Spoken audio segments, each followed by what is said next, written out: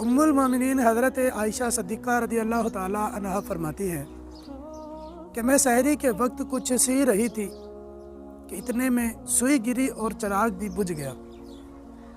اوپر سے نبی پاک علیہ الصلوۃ والسلام گھر کے اندر تشریف لائے تو آپ کے چہرہ انور سے اتنی روشنی ملی کہ وہ جو گمشدہ سوئی تھی وہ مل گئی۔